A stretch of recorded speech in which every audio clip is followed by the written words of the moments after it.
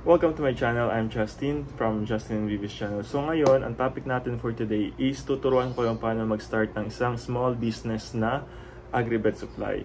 So number one is capital. So kailangan natin mamuhunan talaga. Kahit anong negosyo, kailangan natin ng puhunan. So sa pagpupuhunan ng isang agribet supply, pwede na kayo magsimula ng 30 to 50,000. So ako dati, nung nagpaplano pa lang kami ni Mrs. na magsimula ng isang agribet supply, is nagsimula kami sa 30,000 hanggang sa nadagdagan ng another 20,000 para mas dumami yung aming mga produkto. Then hanggang sa umabot kami at nag-range kami ng 100,000 sa pag-i-invest at pagbili namin ng mga supplies. So sa capital na 30,000 pa lang is maganda na, makakapagsimula na kayo. Meron na kayong mangilan-ngilan na mga feeds para sa manok, sa baboy, at saka mangilan-ngilan na gamot. Pero sa 50,000 na capital para sa isang agribet supply is mas maganda na yun kasi medyo madami-dami na yung mabibili nyo na feeds doon.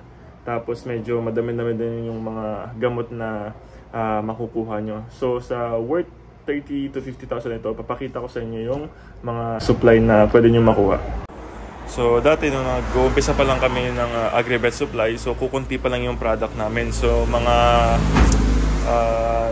9 or 10 products pa lang meron kami. Mas majority kasi ng mga products namin is galing sa mga game fowl at saka mga manok, aside from mga pakain ng baboy. So ngayon, madami nang naghanap sa amin ng pakain ng baboy, kaya nagdagdag na rin kami.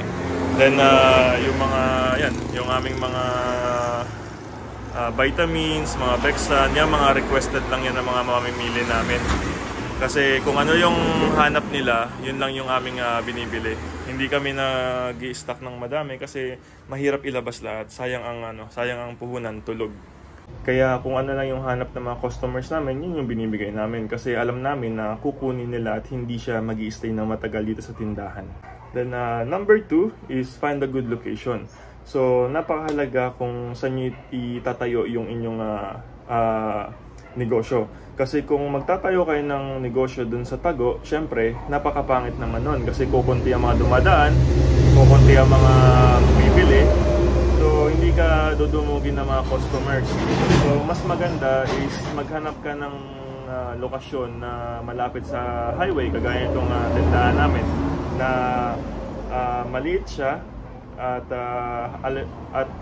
along the highway lang siya. So kitang-kita siya ng mga tao na dumadaan kahit hindi taga dito sa amin. Yung mga bumabiyahe na papuntang bayan, pauwi sa kanila, is napapadaan at napapahinto sila dito kasi meron kami magandang lokasyon ng aming tindahan. So ito, papakita ko sa inyo yung labas ng aming tindahan at kung siya nakatayo. So ito yung labas ng aming tindahan. So itong tindahan namin, kantuhan siya. So ito yung Maharlika Highway, along the highway siya, kaya maganda siya at maganda ang lokasyon namin ng aming tindahan. Then sa dito, papasok dito, may mga 3 barangay pa dyan. So instead na pumunta sila sa bayan, dito sila bumibili sa tindahan namin. So ayan. At saka since along the highway siya, pinalapad namin yung harapan namin para sa mga customer namin na tumitigil dito, na may mga sasakyan, pwede sila mag-park habang bumibili sila. So number 3, sell fast moving products. So first, isipin natin yung mga produkto na madali nating maibebenta o mailalabas dito sa ating tindahan. Kasi kung ang dami nating supply tapos hindi rin naman natin na mailabas agad, sayang kasi pwedeng bukbukin yung ating mga feeds. Imbis na kumita tayo, malugi pa tayo. So kagaya dito, nag-research kami kung ano yung mga produkto na mas kailangan namin ilagay kasi para mabilis tayong kumita. So sa based on research namin, mas maraming nagmamanukan dito yung mga panabong, kaya mas marami kaming kinuha na mga patuka ng mga manok na panabong. Meron ding mga nag-aalaga dito ng mga katay, mga broiler, mga ganun. Kaya more on poultry supply yung kinuha namin, tsaka game fowl. And then suddenly may mga lumalapit sa amin, mga taga rito sa amin na nagtatanong kung may feeds kami ng baboy. So nag-invest na rin kami sa feeds ng baboy, bumili na rin kami ng mga feeds ng baboy. So yun, hindi siya natetenga dito sa tindahan namin, mabilis siyang ilabas kasi kung ano yung hanap ng tao, yun yung binibigay namin. At saka, normally ngayon, yung tao, hindi na sila tumitingin sa mga brand. Kasi yung brand kasi, ang binabayaran mo dyan yung pangalan lang eh. Yung mga feeds namin ngayon, kung ano yung mas patok sa kanila, yung kaya ng budget nila, yun yung mabilis maubos. Hindi na yung, dahil si yung gantong brand, mas maganda kasi may pangalan na, proven na. Pero hindi. Depende yan sa mga gumagamit, tsaka sa nagpapakain. And then number 4, look for suppliers. So sa ngayon, since bago ka pala magsisimula ng inyong agri-vet supply or poultry supplies, mahirap talaga humanap ng mga suppliers, lalo ng mga ahente ng mga malalaking planta.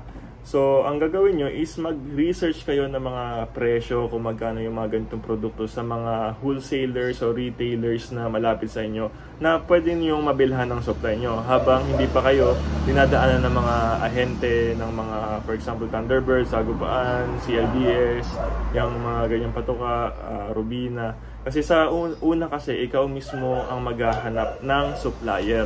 Ikaw ang maghahanap kung saan ka bibili ng produkto na ititinda mo.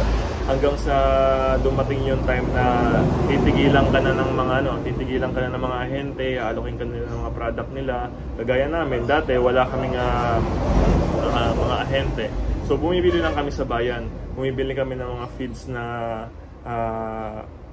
ibebenta namin dito sa store namin. So yung mga supplier na yun, yung mga wholesaler na yun sa bayan, meron naman silang wholesaler price.